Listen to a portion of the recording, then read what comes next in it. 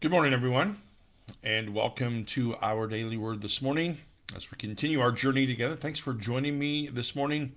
Thanks for allowing me yesterday to not be with you and to be with my cousin's family as we celebrated his life yesterday in Columbus, and then drove to Kenton for the burial, and then went to a place in Kenton for lunch where I haven't been to for ages and ages.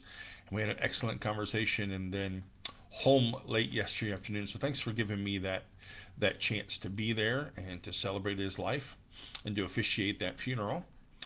So it's Wednesday, and it's a beautiful morning outside. And so I'm glad you could join me for our time together today. Is daily word number 767. And as always, I'm thankful that you would carve out time to be with me and as we share our lives together. So I've chosen for our scripture this morning from the book of Romans, chapter 12, verse 2. And Paul writes this: Do not be conformed to this world, but be transformed by the renewing of your minds, so that you may discern what the will of God is, and what is good and acceptable and perfect. So on Monday and Tuesday of this week, I stood with and sat with and celebrated with two families as we celebrated the life of their loved ones. On Monday, a rather young man who had a lot of difficulties in life and in the end died rather suddenly. And there was lots of grief surrounding all of that.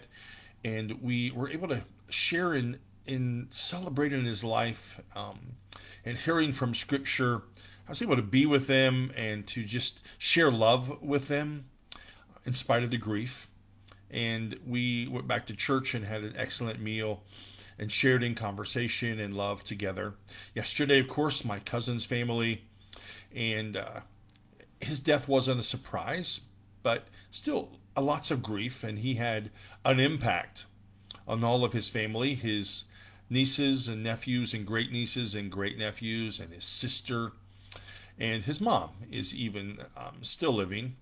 And we shared in the celebration of his life, and we did that really well, and I was able to officiate there as well. And we did that in such a good way, and we shared love together, and we made the hour plus drive to Kenton to bury him beside his dad, my uncle. And then we gathered in this little restaurant in Kenton called Skinny's Tavern. Haven't been there. I don't know the last time I was there.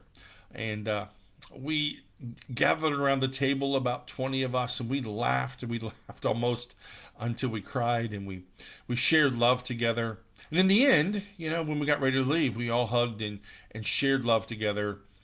And it's interesting to think about when we'll ever see each other again and what that looks like. Even though we're cousins and related, life has a way, of separating us through distance and just the busyness of our lives. But I was reflecting on those two events and how significant they were and how important that we gathered for that and the role that I was allowed to play in their lives and to share with them.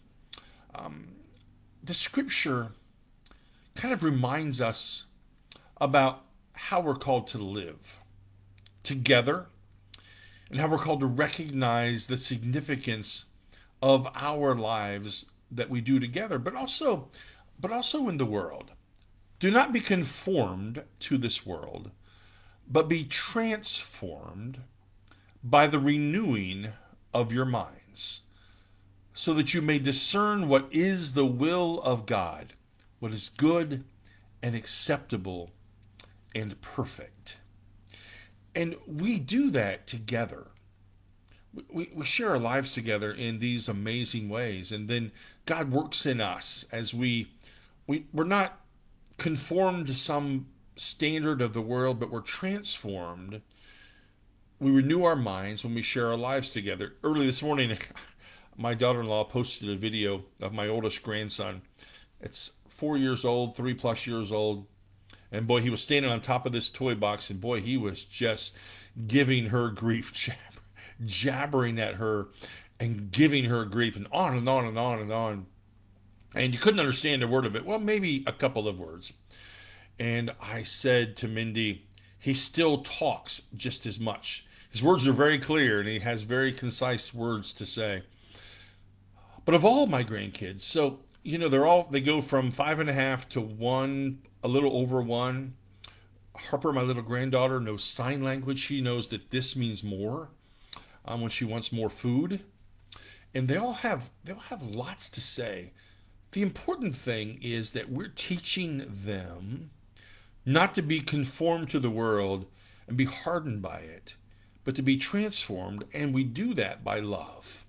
And that's how we live our lives together. Last night, Kelsey was here with Harper and Weston, and they got ready to leave, and we always walked them to the car. That's something my mom and dad always did, right, Mom? And so we always walked them to the car. So we get them all strapped in, and I was talking to Harper, and Diane was on the other side of the van, and she hooked Weston in his car seat and gave him a kiss, and he said, "Papa." And I said, "What?" He said, "Come over here and kiss me." So around the van I go to give him a kiss and to tell him I loved him. You see, one of the things that we're called to do by this scripture is to be reminded that in a world where love is shared with friends and families and strangers and even enemies, a world in which love is shared, where we're not just conformed to the world that calls us to mistrust everybody and to dislike everybody. The world's changed when we act that way. A world in which our circles grow wider and wider and wider. A world in which it makes complete sense to love each other and to share love with each other. Yesterday, at the end of the funeral, we were all done. We were leaving, and my cousin said to me, "Jim, Robin would have loved this, and he thought you were so great." And Diane and I were talking about that, and she said, "What makes you so special? What makes you so popular with him?" I said, I don't know. We didn't share a lot of our lives together, even though we were cousins. We talked on the phone a lot. We shared a lot of text messages. But what we shared, what made me popular with him, I suppose, if the word is right, is love. And our love for each other.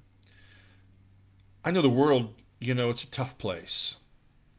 It's not easy to not be conformed to it and just to grow hard on the edges.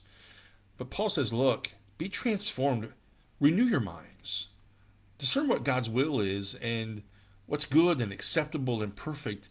And for me, for us, for the way that we live our lives, what's good and acceptable and perfect is the way that we love each other, the way that we care for each other, the way in which the world we live in is shaped by the transforming of our minds and how we do that together. A world in which our circles of care grow wider and wider and wider. A world in which it makes complete sense to run up to everyone you know and tell them that you love them. At the end of this every day for 767 times, I have said, may you know of God's love that surrounds you, and you know of my love for you. And I hope you hear that sincerely.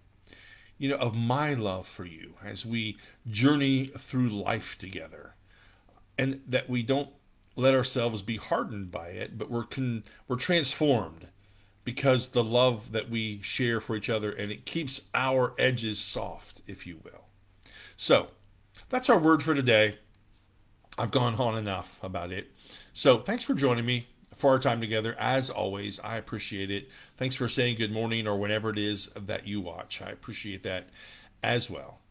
So, as always, especially today, in light of this scripture, Know of God's love that always surrounds you, and importantly, know of my love for you. And I will see you tomorrow morning at 10 o'clock. Have a great day, my friends.